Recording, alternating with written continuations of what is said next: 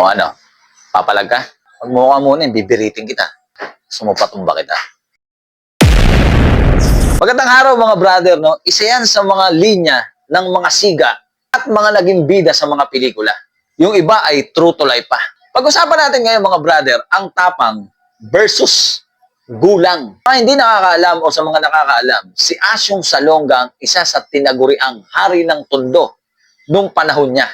Matapang, siga, palaban, hindi umaatras sa laban, man. At sa kabila ng mga yan, brother, hindi lang siya ang siga ng mga panahon na yon. Marami pa.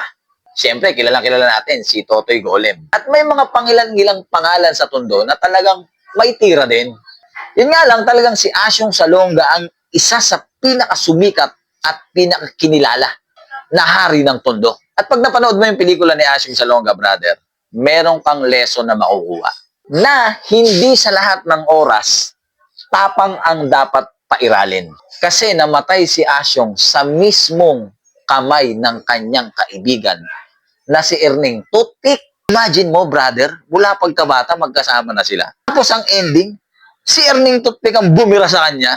Gano'ng kalupit yung brad? At sino ang nasa likod ng pagtumba kay Asyong Salonga? Walang iba kundi si Totoy Golem. Kaya kung iisipin mong maigi, brother, hindi sa lahat ng oras, tapang ang paiirali mo.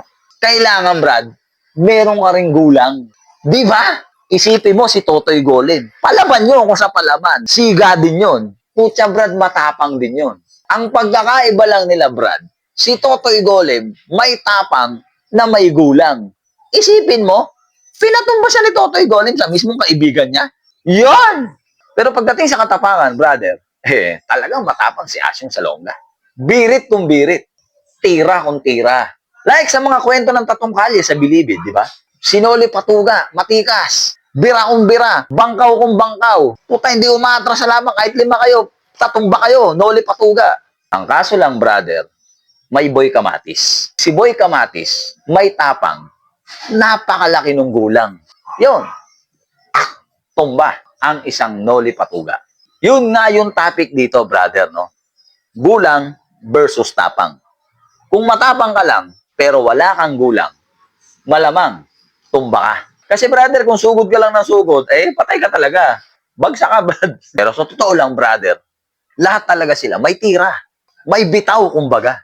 So yun lang muna para sa taong 2026, no? I hope na magustuhan nyo itong mga ganitong topic at kwento. And hopefully, maipagpatuloy natin yung mga ganitong topic. At kung mahilig ka sa mga ganitong topic, baka pwede mong i-like, i-share, and mag-follow ka rin sa Facebook ko. Maraming salamat. Ako si OAB in the place to be. Yeah!